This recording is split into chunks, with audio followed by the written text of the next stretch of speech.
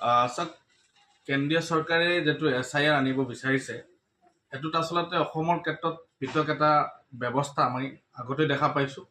আপোনালোকে জানে যে 1985-ৰ পিছত আমাৰ অসম আন্দোলন হৈছিলে। অসম আন্দোলনত 1985-ৰ সময়ত অসম চুক্তি হৈছে, অসম একৰ্ড আছে, তাৰ ওপৰত অসম চুক্তিৰ ভিত্তিত এখন ব্যৱস্থা আছে। আৰু তাৰপিছতে আপোনালোকে দেখিছে ইয়াত NRC হৈছিলে অসমত।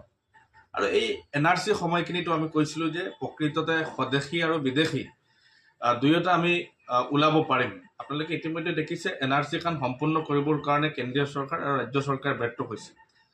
গতিকে এখনো আপোনালোকে দেখিছে বিহাৰত SIR বুলি ইতিমধ্যে তেওঁলোকে প্ৰকৃত স্বদেশী আৰু বিদেশী আৰু এটা ঠাইত একেলগে 2-3 গৰাকী ঠাইত ব্যক্তিসকলৰ নাম সোমাইছে। গতিকে সেই ক্ষেত্ৰত মই ভাবোঁ অসমত তেনেকুৱা ধৰণৰ ব্যৱস্থা নালাগে বুলি মই ভাবোঁ। কাৰণ অসমত আমাৰ আগতেই যিহেতু NRC ব্যৱস্থা আছিলে আৰু সেই NRC ব্যৱস্থাই অসমত স্বদেশী বিদেশী আৰু যোনবিলাক মানুহৰ নাম 2-3টা ঠাইত আছে নিশ্চিতভাৱে আমাৰ NRCখনে উলিয়াই দিছে। গতিকে আমি কেন্দ্ৰীয় চৰকাৰক এটা কথাই কৈছোঁ যে অসমত NRCখন সম্পূৰ্ণ কৰিব লাগে আৰু প্ৰকৃততে বিদেশী মানুহ স্বদেশী মানুহ জল পটপট হৈ যাব। গতিকে কেন্দ্ৰীয় চৰকাৰে ৰাজ্য চৰকাৰে NRCখন সম্পূৰ্ণ নকৰাকৈ তেওঁলোকে অসমৰ মানুহক বিভিন্ন ধৰণে হয়ৰাণি কৰি আছে। সেই কথা বাৰ্তাবিলাক আপোনালোকৰ সংবাদ মাধ্যমত বাতৰি প্ৰকাশ পাইছে। গতিকে আমি আহ্বান জনাইছোঁ কেন্দ্ৰীয় চৰকাৰক, অসমৰ ক্ষেত্ৰত আপোনালোকে NRCখন সম্পূৰ্ণ কৰক। প্ৰকৃত স্বদেশী আৰু বিদেশী এই কথা বাৰ্তাবিলাক জল পটপট হ'ব। আৰু SIR নামৰ যিটো ইতিমধ্যে বিহাৰত আপোনালোকে দেখিছে চলি আছে, এই ক্ষেত্ৰত মই এটাই কথা ক'ব খুজিছোঁ যে SIRখনে আমি দেখিছোঁ বিহাৰত প্ৰায়বোৰ নাম এটা ঠাইত থাকিলে 3টা ঠাইত আছে। এই নামবিলাক যদি উলিয়াব লাগে নিশ্চিতভাৱে বিহাৰত চলি আছে। গতিকে আমাৰ অসমৰ ক্ষেত্ৰত এটা পৃথক ব্যৱস্থা আছে, সেই পৃথক ব্যৱস্থা হৈছে NRC। গতিকে NRCখন কেন্দ্ৰীয় চৰকাৰে ৰাজ্য চৰকাৰে যদি আকৌ ৰিভিউ কৰি তেওঁলোকে প্ৰকৃত বিদেশী স্বদেশী আৰু NRCত এটা ঠাইত নাম থকা বা 3টা ঠাইত নাম থকা মানুহবিলাকৰ নাম ওলাই যাব। গতিকে কেন্দ্ৰীয় চৰকাৰ ৰাজ্য চৰকাৰ এইখিনি ব্যৱস্থা গ্ৰহণ কৰাত ব্যৰ্থ হৈছে। গতিকে মই এটা কথা কৈছোঁ, আপোনালোকে দেখিছে আচলতে বিদেশী সমস্যা অসমৰ ক্ষেত্ৰত এইটো পৃথক সমস্যা আৰু বিহাৰৰ ক্ষেত্ৰত এইবিলাক হৈছে পৃথক সমস্যা। বিহাৰৰ সমস্যা আৰু অসমৰ সমস্যা কেতিয়াও নিমিলে আৰু বিহাৰৰ যি সমস্যা অসমৰ সমস্যা কেতিয়াও এটা ডিফাৰেঞ্চ নহয়, এইটো ডে নাইট ডিফাৰেঞ্চ হয়। গতিকে মই ভাবোঁ অসমৰ ক্ষেত্ৰত তেওঁলোকে SIR কৰিব নালাগে। অসমৰ ক্ষেত্ৰত তেওঁলোকে আমাৰ যিটো চলি থাকে NRC, এই NRCখন তেওঁলোকে সম্পূৰ্ণ কৰক। তেতিয়াহ'লে প্ৰকৃততে বিদেশী স্বদেশী প্ৰকৃততে নাম মানুহৰ কিমান ঠাইত আছে সেই কথা বাৰ্তাবিলাক জল পটপট হৈ যাব।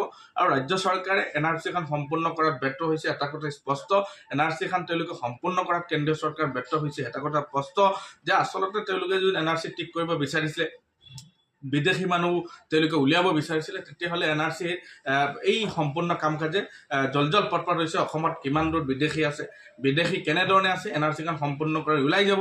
কিন্তু ৰাজ্য চৰকাৰৰ প্ৰকৃত মনোভাৱ বা কেন্দ্ৰীয় চৰকাৰৰ প্ৰকৃত মনোভাৱ অসমৰ প্ৰতি নাই বিদেশী বহিষ্কাৰ কৰাৰ ক্ষেত্ৰত। আৰু এইখন ৰাজ্যৰে দিনে দিনে কৈ আছিলে যে বিদেশী অসমত আছে, বিদেশী অসমে জুৰুলা কৰিছে। কিন্তু বিদেশী আৰু স্বদেশী তেওঁলোকে বাছাই কৰাৰ ক্ষেত্ৰত NRC আনি সম্পূৰ্ণ নকৰাকৈ অসমৰ মানুহক এনেধৰণৰ কথা বাৰ্তাবিলাক কৈ বিভ্ৰান্ত কৰি আজি অসমৰ বিদেশী সমস্যা সমাধান নহয়। অসমৰ বিদেশী সমস্যা সমাধানৰ ক্ষেত্ৰত তেওঁলোকে অসমত NRCখন সম্পূৰ্ণ কৰিব লাগে। প্ৰকৃত যদি অসমত কোনোবা বিদেশী আছে তেওঁলোকক বিতৰণ কৰা চৰকাৰৰ দায়িত্ব। কিন্তু চৰকাৰে অসমত বিদেশী সমস্যা সমাধান কৰাত তেওঁলোকে ব্যৰ্থ হৈছে, বিফল হৈছে। তেওঁলোকে ৰাজ্যটো বিজেপি চৰকাৰ, কেন্দ্ৰীয়তো বিজেপি চৰকাৰ, কিন্তু তেওঁলোকে এনেধৰণৰ কাম কৰাত তেওঁলোক বিফল হৈছে, ব্যৰ্থ হৈছে। গতিকে দিনে দিনে অসমৰ মানুহৰ ওপৰত এনেধৰণৰ বিভিন্ন ধৰণৰ সমস্যাত জৰ্জৰিত অসমৰ মানুহ এই সমস্যা সমাধান কৰাত তেওঁলোক ব্যৰ্থ হৈছে। নালাগে ৰাজনৈতিক ভৱিষ্যত সুৰক্ষিত কৰাৰ ক্ষেত্ৰত বিজেপিয়ে আপোনালোকে দেখিছে অসমত হিন্দু মুছলমানৰ ৰাজনীতি কৰি আছে, অসমত বুলডোজাৰৰ ৰাজনীতি কৰি আছে, অসমত মিয়া মুছলমানৰ ৰাজনীতি কৰিব খুজিছে। এই কথা বাৰ্তাবিলাকে বিদেশী সমস্যা সমাধান নহয়। প্ৰকৃত যদি বিদেশী সমস্যা সমাধান হয়, অসম আন্দোলনৰ পিছত অসম একৰ্ড হৈছে, অসম একৰ্ডৰ ভিত্তিত এখন সুকীয়া সমস্যা কৰাৰ ক্ষেত্ৰত এখন সমাধানৰ ক্ষেত্ৰত এখন চুক্তি আছে। এই চুক্তিৰ ভিত্তিত অসমৰ বিদেশী সমস্যা সমাধান কৰক, এই কথা স্পষ্ট।